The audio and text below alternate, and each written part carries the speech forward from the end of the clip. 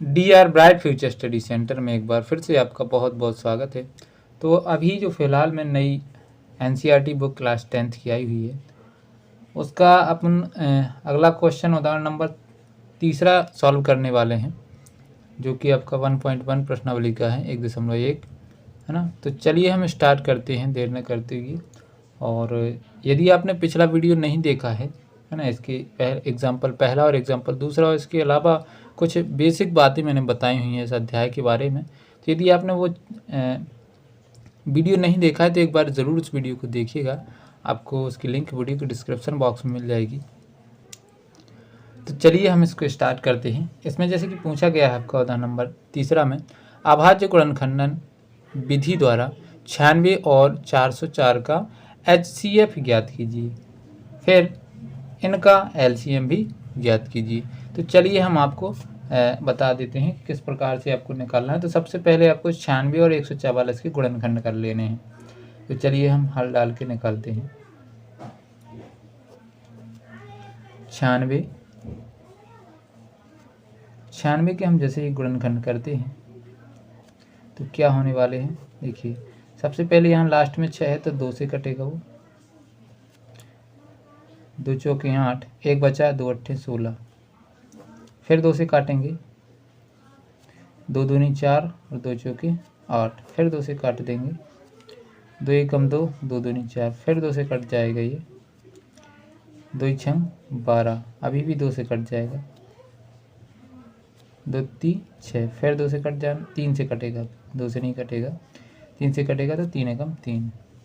ऐसे ही हम एक 404 के भी गुणनखंड करेंगे। गुणनखंड यदि आपको नहीं आते हैं तो पिछले वीडियो में मैंने अच्छे समझाए हुए हैं, उनको जरूर देखिएगा। तो सबसे पहले अब हम यहाँ पर 2 से काटेंगे, 2 से काटेंगे तो 2 दूनी 4, 0 बचे तो 0 का 0 और 2 दूनी 4, फिर 2 से काट देंगे, 2 एकम 2, 0 जो कहते हैं 2 एकम 2। अब किसी से नहीं कटेगा, सेम 101 से ही कटना है इसको, तो 101 से कट जाएगा, यहाँ 1 बचेगा। इस प्रकार ये अपना इसके गुणनखंड दोनों की ही हो जाती है। अब क्या करना है अपन को, इनकी ये 96 और 404 के गुणनखंड हुए हैं उनको एक साथ लिखना है। जैसे 96 कितनी बार 2 है, 1 2 3 4 5, तो 2 की घात हम डायरेक्ट 5 भी लिख सकते हैं, है ना, या 2 की घात 2 ना लिखना हो घात के रूप में तो ऐसे लिख दो, 2 गुणा 2 गुणा 2 गुणा 2 गुणा 2, 1 2 3 4 5, फिर 3 आ गया, ये वाला 3, ये 3 लिख देना है। फिर 404 के गुणनखंड कर देने हैं। 404 के गुणनखंड हुए तो क्या क्या होगा, 2 गुणा 2 गुणा 101।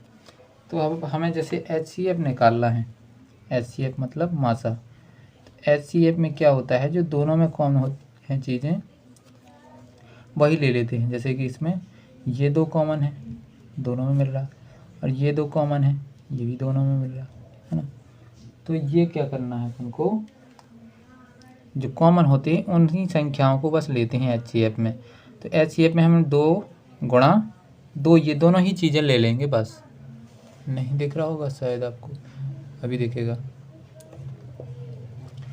जो दोनों में दिखे, जो दोनों में कॉमन हो, इसमें ऊपर वाले में भी और नीचे वाले में भी जो गुणनखंड किए हैं वही लेते हैं अपन यहाँ पर। तो इसमें 2 और 2 कॉमन है, इसमें भी 2 और 2 कॉमन है, तो और तो कुछ है नहीं, इसमें 101 है वो बाकी 2 है, 2 2 इसमें है, इसमें 2 2 और है नहीं ना, इसमें 3 है, इसमें जबकि 3 है, इसमें 101 है। तो इसलिए इन 2 के अलावा ये दो दोनों में कॉमन है, ये 2 और ये 2 दोनों में कॉमन है, इसके अलावा तो कुछ कॉमन है नहीं।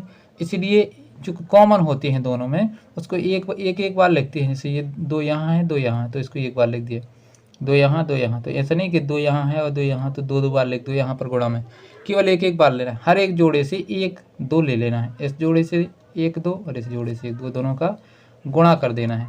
गुणा करेंगे तो देखिए 2 दूनी 4, HCF क्या है 4, HCF 4 आया अपना। अब हमें निकालना है LCM। तो LCM आपको यहाँ पर समझा देते हैं, यहाँ देखिएगा। एक सूत्र होता है आपके कि दोनों संख्याओं का गुणनफल और जो है एचसीएफ और एलसीएम के बराबर होता है, एचसीएम एलसीएम के गुणनफल के बराबर होता है। तो उसी से ये बनाया हुआ सूत्र है, बनाया गया कि एलसीएम गुणा एचसीएफ बराबर पहली संख्या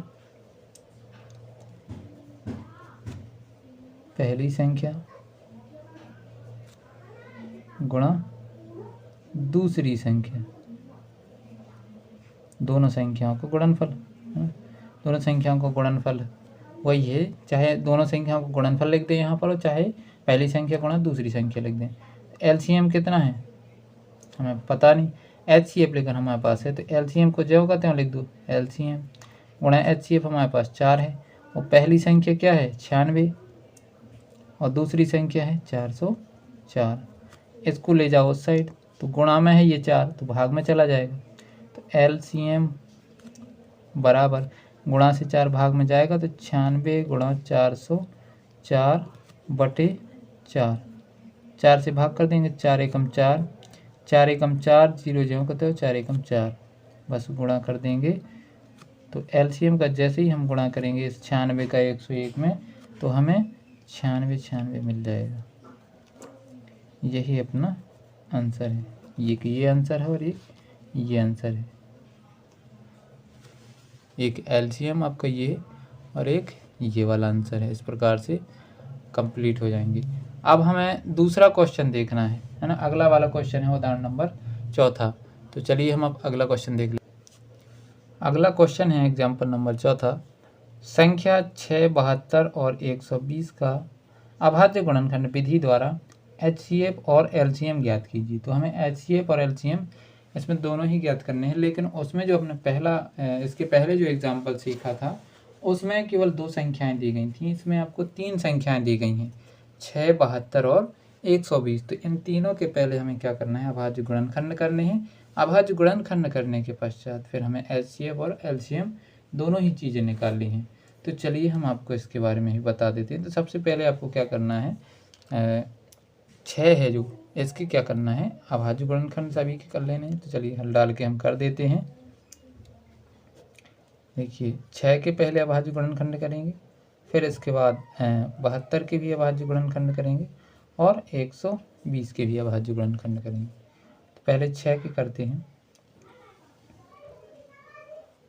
6 के अभाज्य गुणनखंड करेंगे, 2 से काटेंगे तो 2 3 6, 3 बार में चला जाएगा। फिर 3 से काटेंगे तो 3 एकम 3, ये समाप्त हो जाएगा यहीं पर। कब तक काटते रहते हैं, जब तक कि यहाँ 1 ना आ जाए। अब यहाँ करेंगे तो 2 से काटेंगे, जैसे ही अपन 2 से काटेंगे तो 2 3 6, कितना बचा, 1 बचा, 12 हो गई, 2 6 12। फिर 2 से काट देंगे, 2 से काटेंगे तो 2 एकम 2, 1 बची, 2 8 16 हो जाएंगे। फिर 2 से काटेंगे, 2 नाम 18। फिर 2 से काट देंगे तो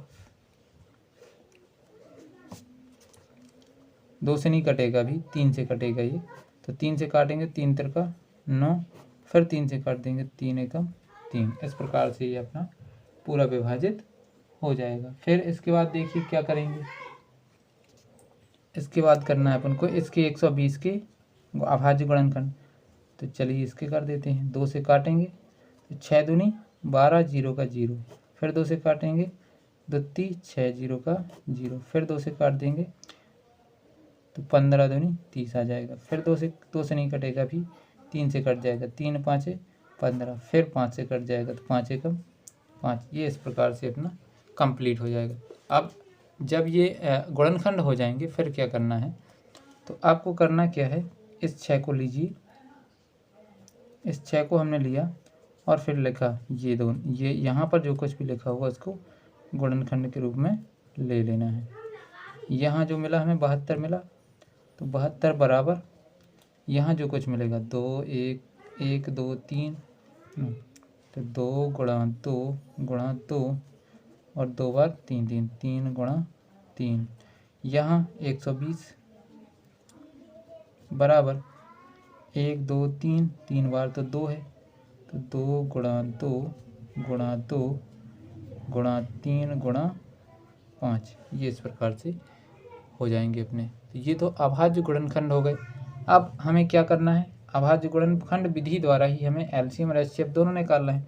तो जैसा कि एचसीएफ हम कैसे निकालते हैं, जो कि तीनों में कॉमन होगा, उसमें 2 में कॉमन होना चाहिए था, इसमें तीनों में जो चीज़ कॉमन हो वही आ जाएगी। तो जैसा कि इसमें ये 2 पहला वाला 2 दोनों में कॉमन है, दिखाई दे रहा है। देखिए ये आपको ऐसी लाइन ये पैक करना नहीं है, वो तो मैं बता रहा हूँ आपको एग्जांपल के लिए। इसमें ये दोनों 2 बस कॉमन दिख रहे हैं तीनों में, जो चीज़ तीनों में कॉमन दिखेगी केवल वही एचसीएफ में आएगा, इसके अलावा और कुछ नहीं आएगा। तो इसमें हमें तीनों में क्या दिख रहा है कॉमन, 2, तो और इसके अलावा तो कुछ दिख ही नहीं रहा है, दिख रहा है ये 3 भी कॉमन है, देखिए 3 इसमें भी है और इन दोनों में भी 3 है, तो ये भी कॉमन हो रहा है अपना, ये इतना ऐसे, ये भी कॉमन हो रहा है। तो ये भी हम ले लेंगे। कौन कौन सी चीज़ें कॉमन होंगी, 2 और 3 कॉमन हो गया। तो जो तीनों में कॉमन है उसको एक एक बार ले लेना है, 2 एक बार ले लिया और 3 एक बार ले लिया, और तो कुछ कॉमन है नहीं इसमें। तो बस इन दोनों का गुणा कर दो, 3 दूनी 2 3 6 या 3 दूनी 6, किसी भी प्रकार से हम बोल सकते हैं। गुणा करना है अपन को, तो 6 आ गया इसका एचसीएफ। अब हमें निकालना है एलसीएम। एलसीएम मतलब मासा। तो मासा कैसे निकालते हैं, एलसीएम।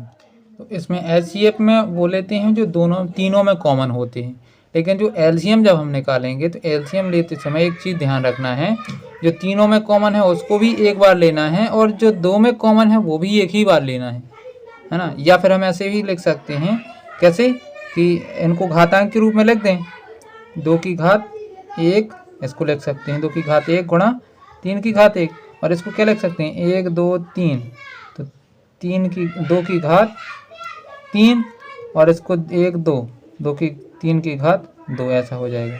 इसको क्या लिख सकते हैं 1 2 3, 2 कितनी बार है 3 बार, तो 2 की घात 3 और यहाँ 3 की घात 1 गुणा 5 की घात 1, ऐसा भी लिख सकते हैं। इसको आगे एक लाइन बना देना, अगले वाले क्वेश्चन में उसको अच्छे समझा देंगे।